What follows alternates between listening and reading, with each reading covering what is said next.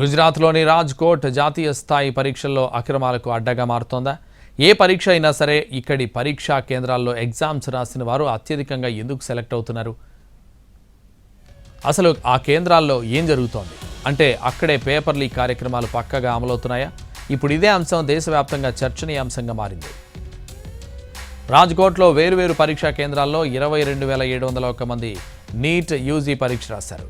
వారిలో కనీవిని ఎరుగని రీతిలో రికార్డు స్థాయిలో 85% మంది ఎంబీబీఎస్లో చేరేందుకు అర్హత మార్కులను సాధించారు. ఇక్కడి ఆర్కే యూనివర్సిటీ అనుబంధ కళాశాల స్కూల్ ఆఫ్ ఇంజనీరింగ్ కేంద్రంలో పరీక్ష రాసిన వారిలో 700 నుంచి 720 మధ్య స్కోర్ వచ్చిన వారు 12 మంది ఉన్నారు.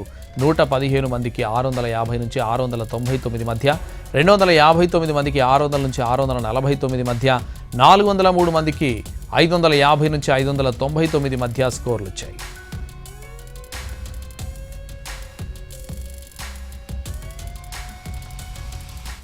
రాజ్కోట్లోని మిగతా కేంద్రాల్లోనూ ఇలాంటి ఫలితాలే కనిపించాయి. సుప్రీంకోర్టు ఆదేశాలతో కేంద్రాలు, నగరాల వారీగా జాతీయ పరీక్షల నిర్వహణ సంస్థ శనివారం నీట్ ఫలితాలను విడుదల చేసింది. ఈ ఫలితాల్లో గుజరాత్లోని రాజ్కోట్, రాజస్థాన్లోని సీకర్ నగరాల్లో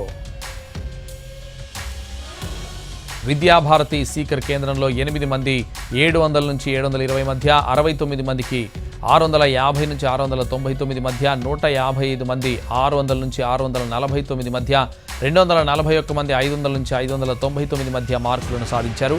సీకర్లోని మిగతా కేంద్రాల్లోనూ దాదాపు ఇలాంటి ఫలితాలే కనిపించాయి. ఎంతలా అంటే ఈ నగరంలోని కేంద్రాల్లో పరీక్షలు రాసిన వారిలో 650 నుంచి 720 మధ్య స్కోర్ను ఏకంగా 2037 మంది సాధించారు. ఇక్కడ ఫలితాలు జాతీయ సగటు కంటే చాలా ఎక్కువగా ఉన్నాయి.